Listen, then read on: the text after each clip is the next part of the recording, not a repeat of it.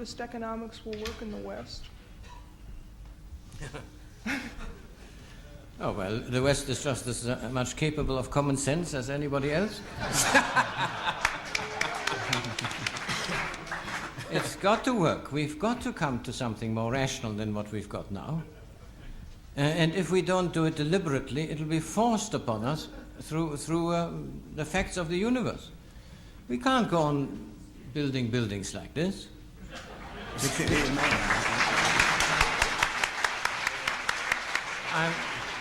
I'm delighted with the applause from the architect. He can tell us more about it. But to get into a phase where you carefully exclude all natural light and air, and to have so many of these buildings at a point when we are moving into a more and more insistent energy shortage. This is quite a thing. So we'll have to adopt quite different principles in our thinking, namely that there is no virtue, no value in maximizing consumption.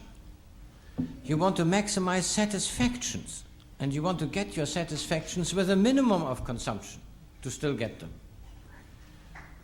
Now, this is what the voluntary simplicity movement in this country are beginning to discover.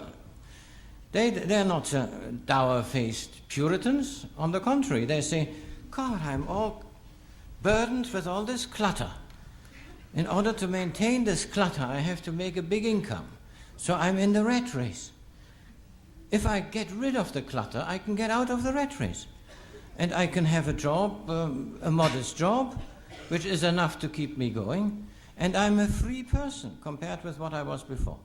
There's an excellent group in California whom I encountered, a group of Quakers who perhaps a bit sardonically call themselves the Earth Quakers. But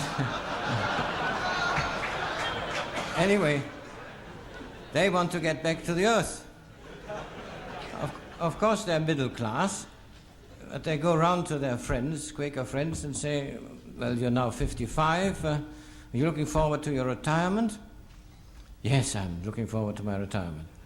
What do you want to do when you're retired? Oh, well, then I'll dig my garden and do this and that. And then they say, why don't you do it now? What are you waiting for? And this comes as quite a shock.